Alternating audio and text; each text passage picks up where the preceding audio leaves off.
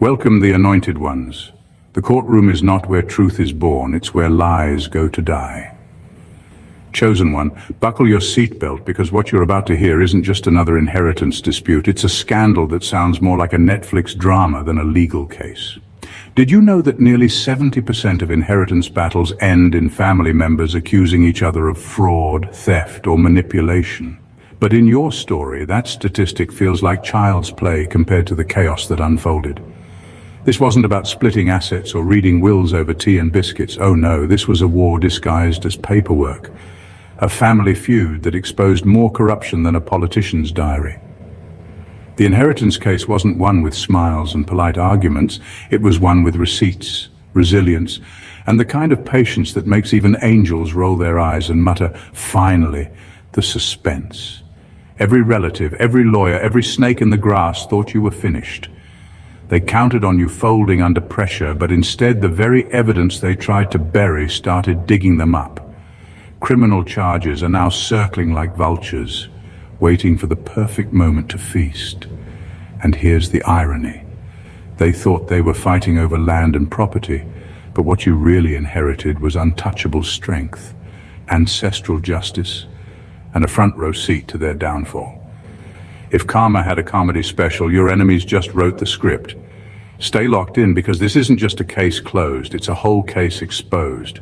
Number one, you didn't just win the case, you exposed the courtroom as a mirror. You didn't just win this inheritance case, you turned the courtroom into a mirror that no one wanted to look into.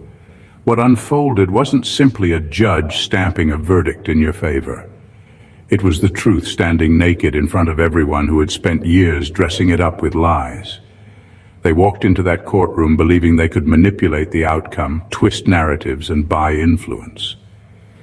But the strange thing about truth is that it doesn't need a lawyer, it only needs time. And in that room, time caught up with every deception they tried to bury. Your victory didn't come from charm, wealth, or connections. It came from something far more unsettling to them. Exposure. Each argument, each document, each testimony wasn't just evidence for the court. It was a reflection of who they really were. The courtroom became less about you defending your inheritance and more about them being forced to watch their greed, hypocrisy, and corruption being projected back at them for everyone else to see. It's one thing to lose a case, it's another thing entirely to lose the facade you've been hiding behind. That's what your family, your rivals, and even certain officials experienced in that trial. The very place they thought they could manipulate became the stage that revealed their rot. And here's the part that made it unbearable for them. You didn't even have to overperform or play dirty. All you had to do was stand firm and let the weight of truth do the heavy lifting. This is why your victory rattled so many. It wasn't just about property or inheritance, it was about what the case exposed. The courtroom revealed who was really driven by greed and who was standing on rightful ground. It revealed who tried to weaponize lies and who carried undeniable proof. By the time the verdict was read, the assets almost felt secondary because the damage had already been done. Reputations were shredded, masks slipped, and relationships that once pretended to be about loyalty or family ties were now revealed as nothing but business deals with a fake smile. That's why your win feels different. You didn't just walk away with an inheritance. You walked away having forced everyone to confront themselves in a mirror they can't break, no matter how hard they try. Number two, the victory wasn't in the papers, it was in the bloodlines. The real weight of this inheritance case isn't about the money or the assets. What you truly won goes deeper than numbers written on paper or titles passed down in court. You restored something that had been stolen not just from you, but from your bloodline. For years, maybe even generations, there were hands reaching in, rewriting history, cutting names out and twisting legacies to benefit those who had no rightful claim.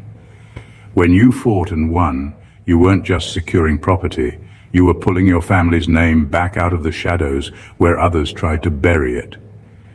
This is why the victory feels so unsettling to those who lost. Because the moment the verdict came down, it wasn't just you standing taller.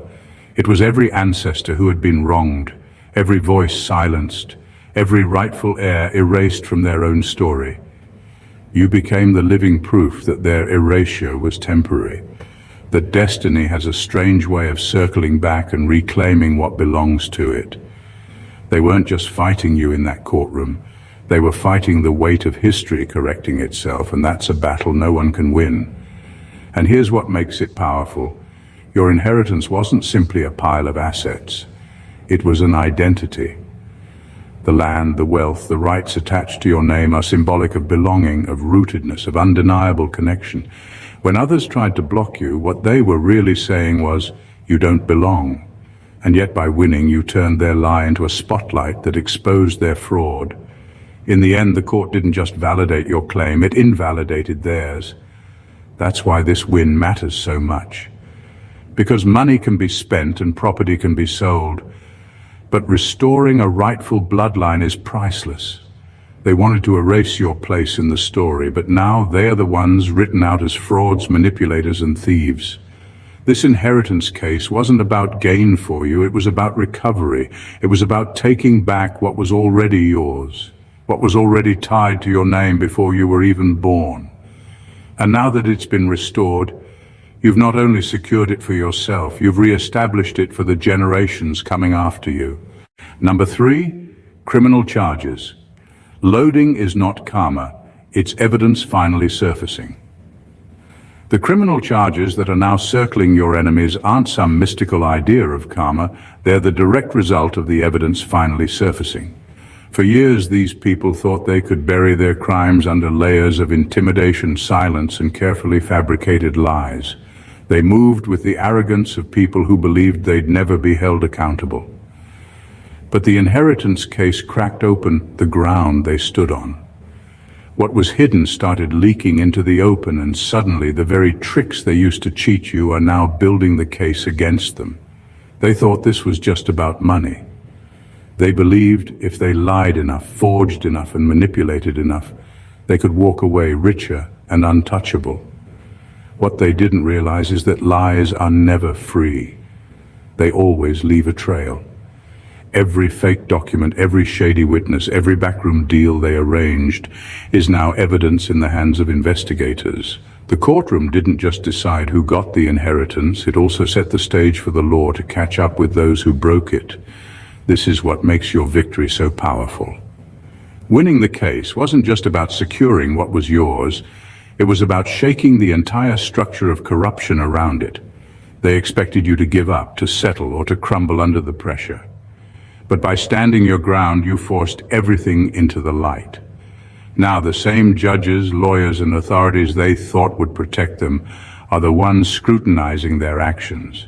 And the walls they built for protection are closing in on them instead. The phrase criminal charges loading isn't an exaggeration. It's reality knocking on their door. The system they tried to exploit has flipped on them. What's coming next isn't payback from the universe, it's justice from the very legal channels they tried to twist against you. Their greed has done the one thing they swore they'd avoid. It exposed their corruption in ways they can't clean up or deny. And here's the deeper truth. This outcome was never optional. When you fight for what's rightfully yours and refuse to bow, the truth always finds a way to climb out of the pit it was thrown into. Your enemies thought they were clever enough to bury it forever. Now they're realizing that what's loading for them is not just embarrassment or shame, it's prison time, legal consequences, and a permanent stain on their name. Number 4. The case was rigged against you until the rigging snapped. They built the case against you like a house of cards, shored up with favors, propped by fake signatures, and painted over with polished lies. Every move they made was aimed at convincing the court and anyone watching that their version of history was the only one that mattered. They leaned on relationships, whispered in corridors, and treated rules like suggestions. For a while it worked, until it didn't. What they didn't account for was how brittle their whole construction really was. The more they piled on, bribes to clerks, coached witnesses, doctored paperwork, the more pressure they created inside their own scheme. You didn't beat them by outplaying their trickery, you beat them by exposing the instability of what they'd relied on. Corruption survives on invisibility. It needs gaps in scrutiny, people who look the other way, and a series of small compromises that add up into a mountain of wrongdoing. That's how they operated. Tiny dishonesties, each one making the next one easier. But when someone insists on following the facts instead of the rumor, those tiny dishonesties start to look like a trail. That trail led straight back to the people who thought themselves untouchable. Once the cracks showed, every attempt to plug them only made the collapse louder. Paperwork that was supposed to prove their narrative instead contradicted it. Witnesses who were coached stumbled over their stories. Favors that were given became evidence of motive. The snap wasn't dramatic in a movie way, it was methodical. One exposed lie forced a second, a contradicted testimony invited scrutiny of a document, and a suspicious transfer demanded an audit. Judges and investigators don't act on suspicion alone, but they do act when a pattern emerges. The system they tried to corrupt has built-in checks, slow, frustrating, and imperfect, but when evidence lines up, those checks engage. You didn't need fireworks. You needed the relentless accumulation of truth. What terrifies people who rely on graft is not losing money, it's losing the illusion of control. That illusion kept them safe for a while. When it shattered, they discovered something worse than defeat, visibility. Your tenacity turned their cozy backroom deals into public records. Their alliances, once their armor, now read like a list of suspects. In the end, the rigging didn't fail because they were greedy or sloppy alone, though they were. It failed because someone refused to accept their narrative and demanded proof. You were that refusal. The collapse was the consequence, and now the only thing left for them to do is watch the evidence they thought buried pull them under. Number 5. The will they forged became the rope that hung them. They tried to erase your name by inventing a document that never existed, signing names that never signed, and spinning a story polished to look official. Forging a will is an act of desperation, and desperation leaves fingerprints. Those counterfeit pages were meant to be the final nail in your claim, the airtight proof that would let them rewrite history and close the book on your right. Instead, each falsified line became a thread that, when pulled, unraveled everything they had built. Forgeries carry their own language. Handwriting that doesn't match, paper that doesn't age the same way, ink that reacts differently under scrutiny. These are small details, but in a legal setting, small details are everything. The people who forged the will assumed their work would blend into the noise. They forgot that modern investigations have methods that make noise listen. Forensic examiners, auditors, and even a stubborn clerk who remembers oddities started comparing signatures, dates, and margins.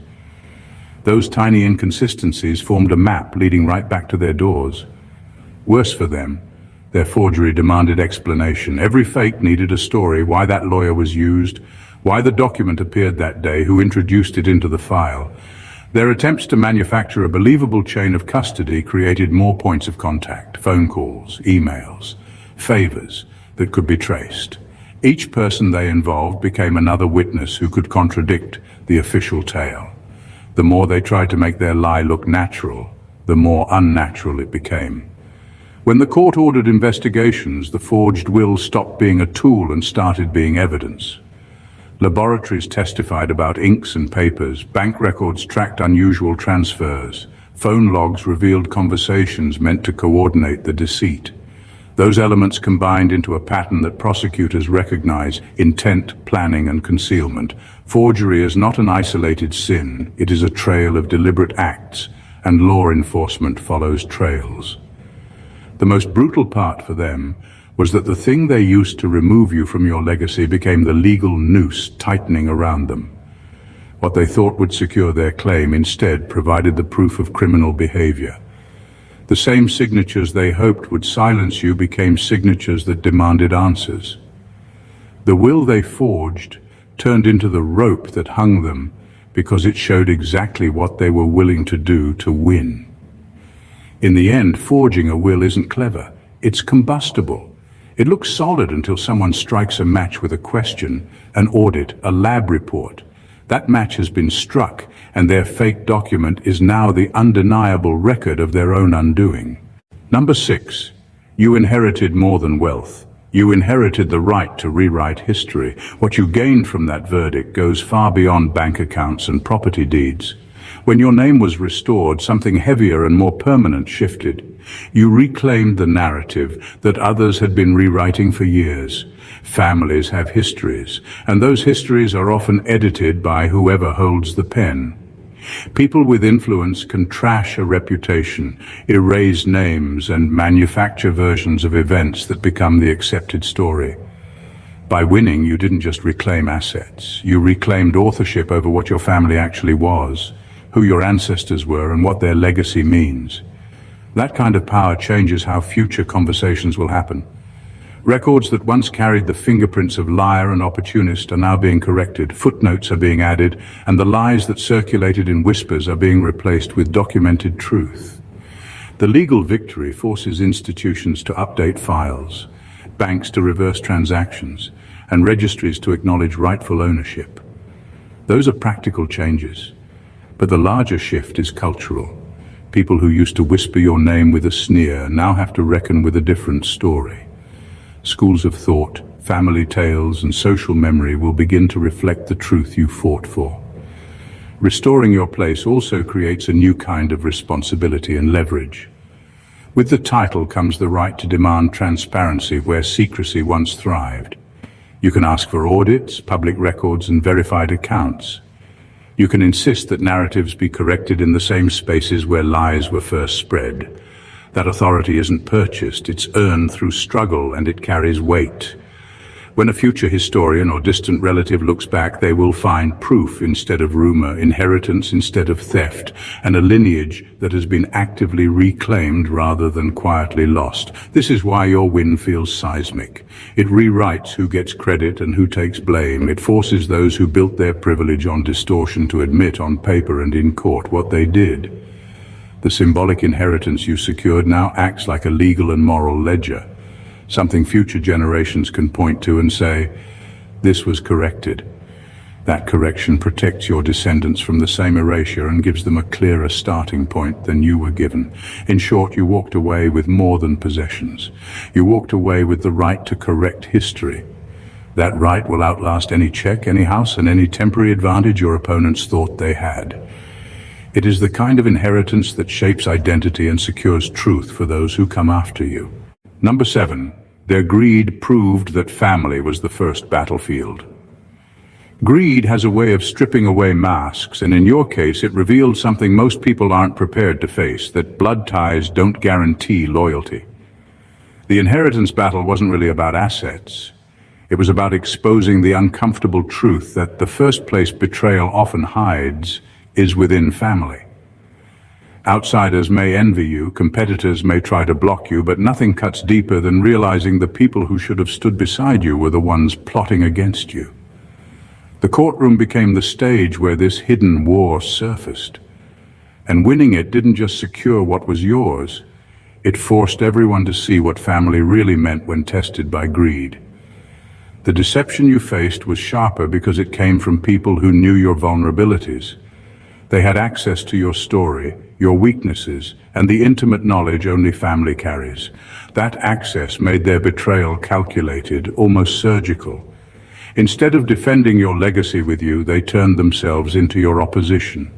They wanted your erasure not just from the inheritance, but from the narrative of belonging itself. That's why the fight felt like more than legal documents.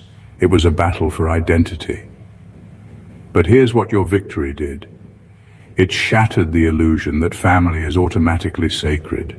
By beating them, you proved that blood alone doesn't define kinship. Truth does, loyalty does, honor does.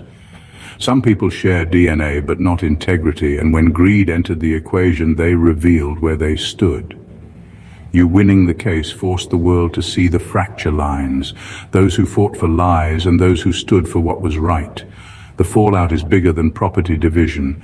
Your win redraws the meaning of family. It shows that survival sometimes means protecting yourself even from those who share your name. It shows that home is not where you're born but where loyalty lives. And it shows that betrayal from within doesn't have to define the future, because you stood up to it and overcame it. In the end, the inheritance wasn't just a prize, it was a revelation. Greed turned family into a battlefield, but your persistence turned that battlefield into proof. Proof that true family isn't measured by bloodline, but by actions, and your win carved that lesson into history with undeniable clarity. Number 8. You didn't just prove you belonged, you proved they never did. They fought so hard to cut you out that they accidentally handed you the proof you needed.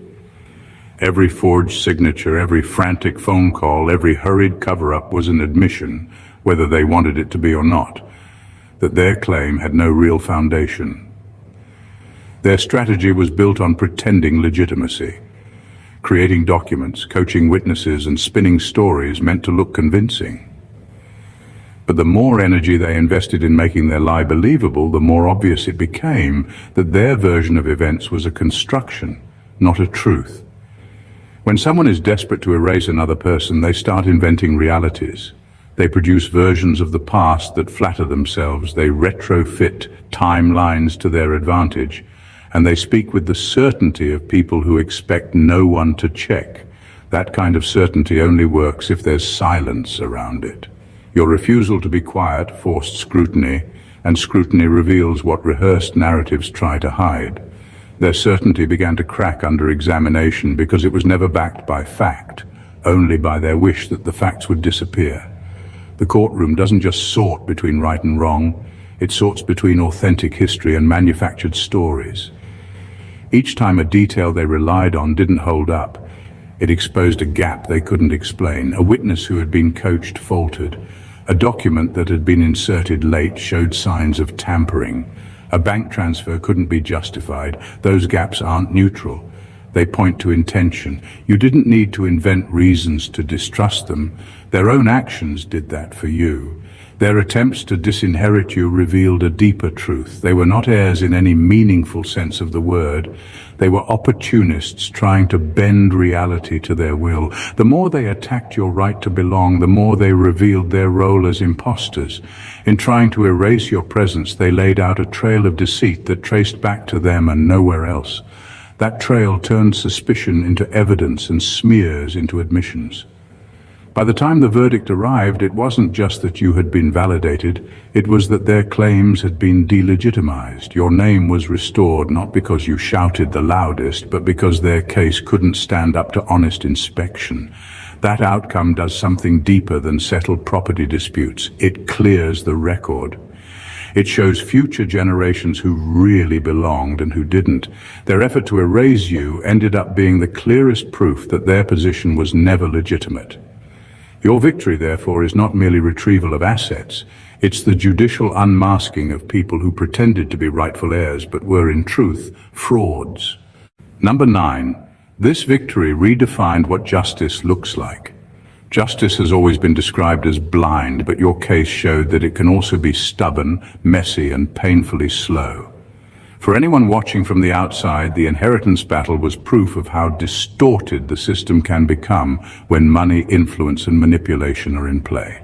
The opposition treated justice like a tool, something to bend, stall, and weaponize. They used delay tactics, fake evidence, and shady connections to try to tilt the scales. At times, it must have looked like the system was never going to recognize the truth. But what unfolded through your fight changed that perception. Your victory didn't happen because the system was flawless. It happened because corruption collapsed under the pressure of undeniable truth. There comes a point where even the most carefully arranged lies can't withstand exposure. The forged wills, the fraudulent claims, and the manipulated testimonies weren't just suspicious, they were unsustainable. One contradiction led to another, and the cracks in their story widened until the whole structure fell apart. What you accomplished wasn't simply winning a case. You forced justice to show its real face, not blind, not neutral, but actively cutting through the fabric of lies that tried to suffocate it. That's what makes this victory redefine justice. It wasn't about an idealistic courtroom scene where truth calmly rose to the top. It was about a grueling process where truth had to fight for every inch of ground. It showed that justice is not some neat, untouchable concept. It is forged in conflict, sharpened by persistence, and revealed only when someone refuses to be silenced. In your case, that someone was you. Now, for those watching, the meaning of justice shifts. It isn't just a system of laws, it's proof that corruption has limits. It shows that lies may delay justice, but they can't erase it. It shows that when people stand firm, even broken systems can be forced to bend toward the truth. And it shows that justice isn't simply about punishment or reward, it's about restoring balance, about rewriting the record so that truth is no longer buried under manipulation. Your case redefined justice by reminding everyone that truth doesn't need permission to exist. It only needs persistence to rise. And once it rises, even the most corrupted system cannot keep it from breaking through. Number 10. The estate wasn't the prize, the unmasking was.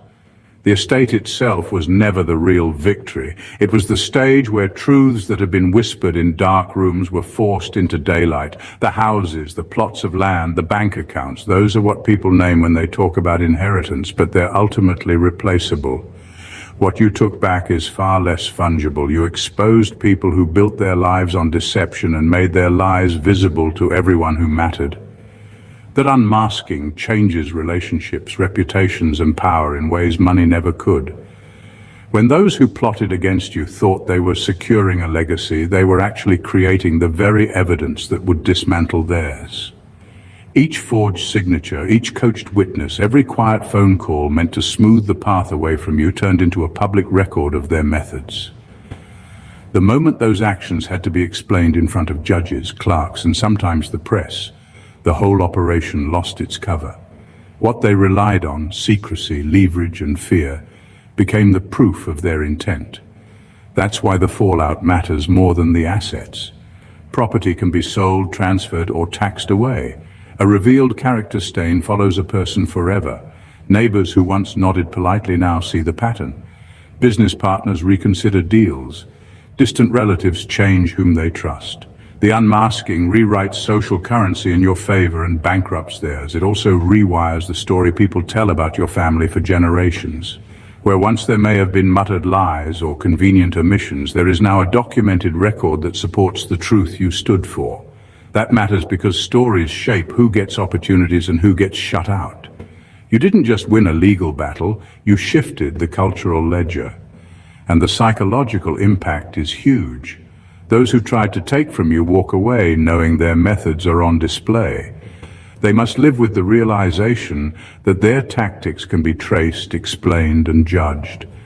That fear is more disabling than any lost asset because it limits future moves. Meanwhile, you inherit clarity and authority, the moral high ground that convinces allies, courts, and communities. Finally, the unmasking has a defensive value for the future. Your victory creates a deterrent. People who see what happened to your opponents will think twice before crossing similar lines. In short, the estate was only the bait. The real catch was the truth revealed and the permanent change in how people see power, loyalty, and who belongs. The unmasking is the legacy that outlasts any deed or bank balance. Number 11, your win activated a chain reaction of criminal exposure.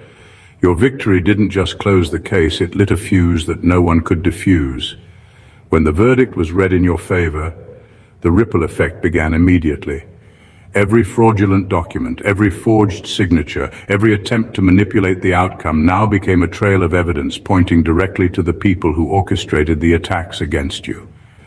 They thought the courtroom would settle everything, that once the papers were signed and the gavel hit, the storm would pass.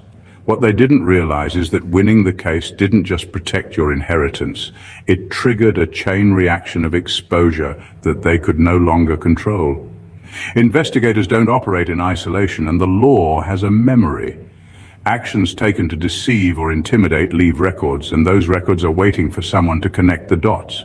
Your win handed the system a map. Emails, phone logs, bank transactions, and even casual admissions that were recorded during hearings became markers of intent. What had been hidden or dismissed as circumstantial is now being scrutinized in a way your adversaries could not have predicted.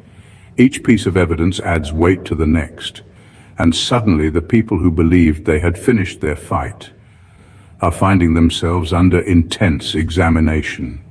The fear for them isn't hypothetical. Prosecutors, auditors, and sometimes federal investigators follow patterns. When a case uncovers a network of lies, corruption, or forged documents, it doesn't stop at the courtroom door, it spreads.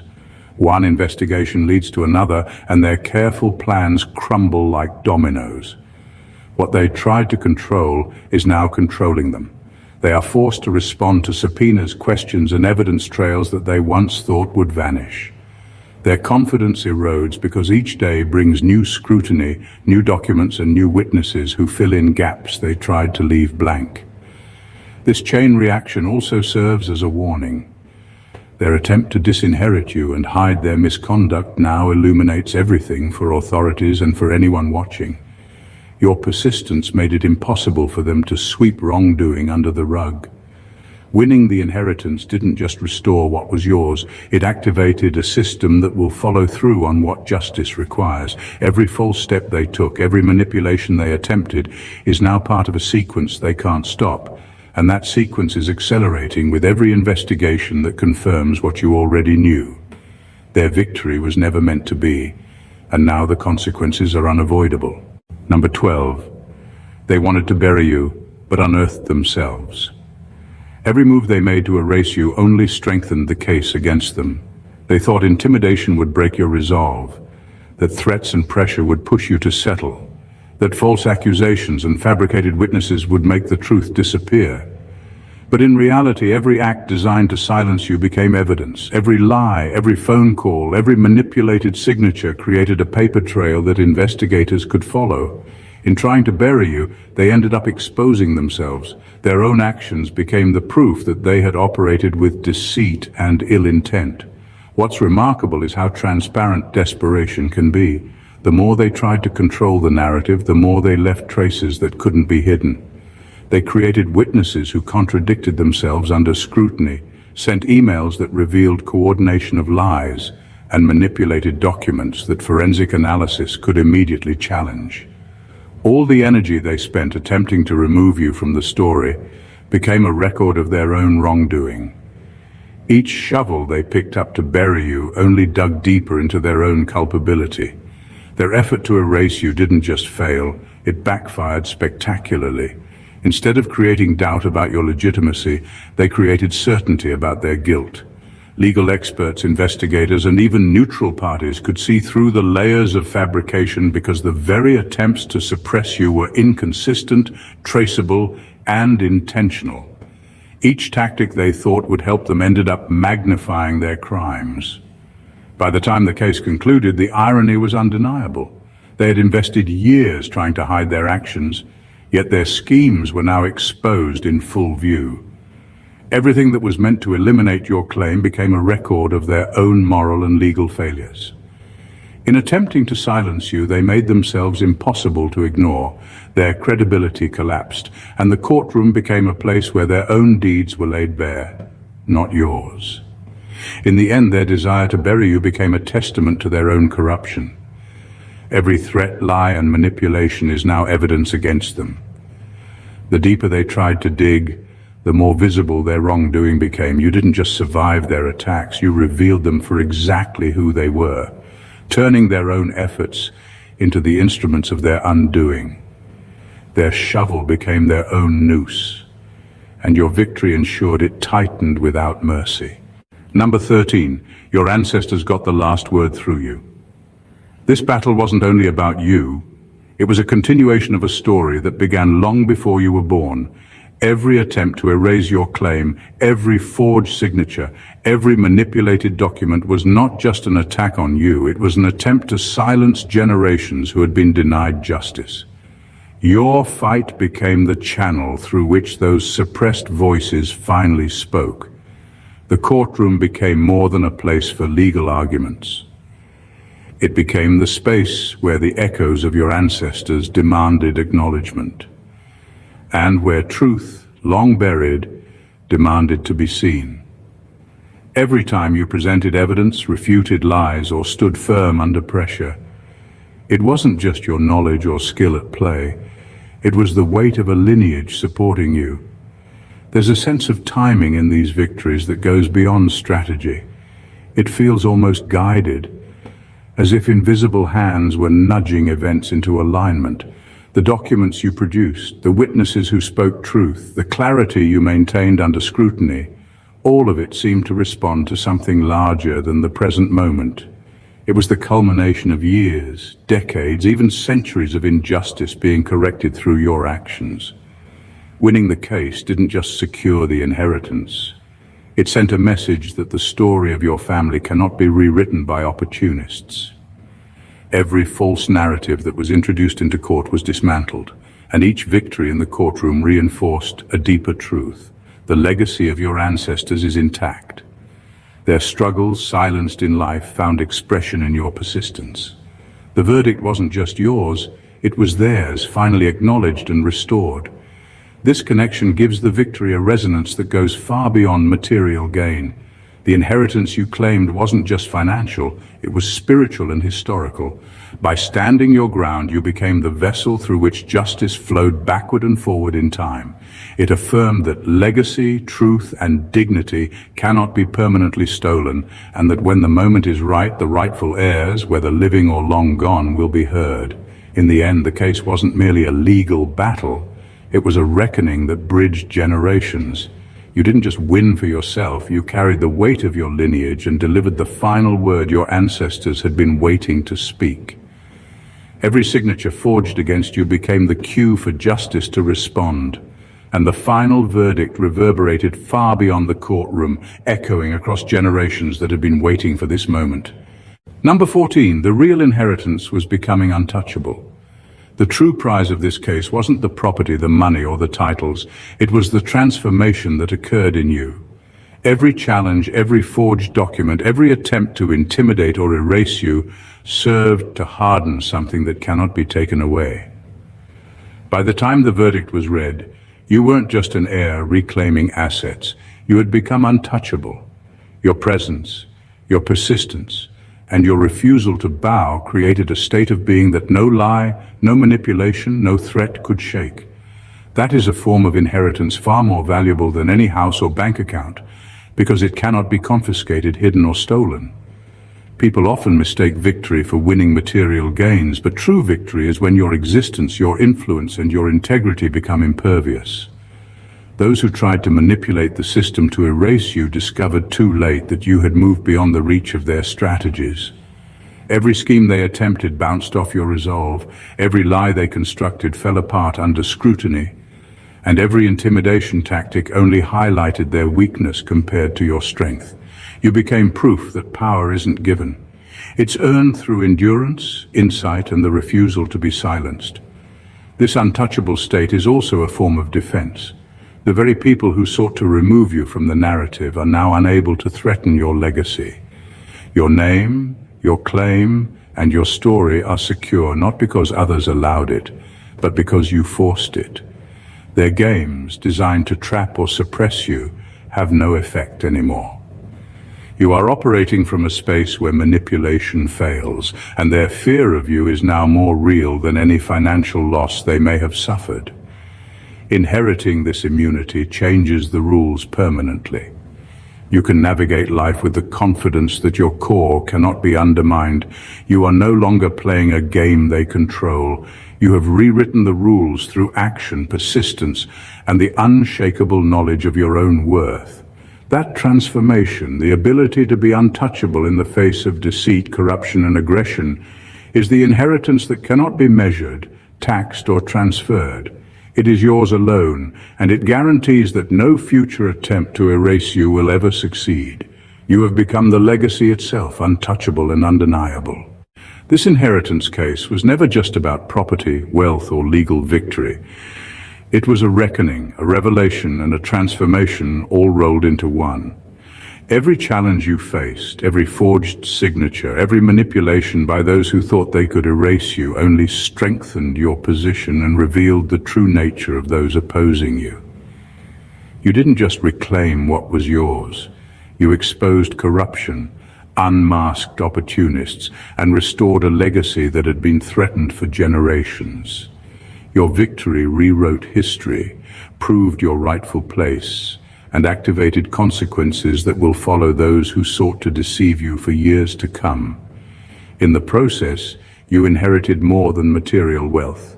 You inherited the authority to assert truth, the resilience to withstand attacks, and the untouchable strength that comes from standing firmly against injustice.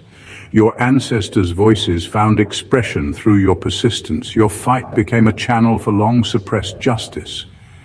And your triumph became a lesson that some battles are never just about the immediate prize. They are about redefining power, loyalty, and integrity.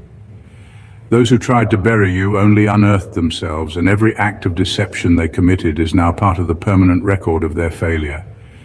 At the end of the day, this victory transformed you into someone who can't be silenced, erased, or defeated again. You turned a legal battle into a demonstration of resilience, a study of human greed, and a blueprint for how truth ultimately prevails. The world now sees what others tried to hide: your legitimacy, your strength, and your untouchable position. What they mistook for an inheritance of assets was actually the inheritance of authority, clarity, and unstoppable power. So remember this: winning the case didn't just close a chapter, it opened a legacy. Your story isn't just about reclaiming what was stolen, it's about becoming undeniable, unbreakable, and unshakable. Your victory is a permanent marker that truth, persistence, and rightful claim will always outlast lies, greed, and manipulation. You stood, you fought, and you transformed not just your present, but the history and future of your lineage. If this story inspired you, hit that subscribe button so you never miss a moment of truth and revelation. Smash the like button if you're ready to see justice served. And don't hold back. Comment below with your thoughts, reactions, or experiences. Share this video with anyone who needs to witness how persistence, truth, and courage can overturn even the most impossible battles. Your support helps this channel keep exposing the hidden, revealing the untold, and celebrating victories that change everything. God bless you.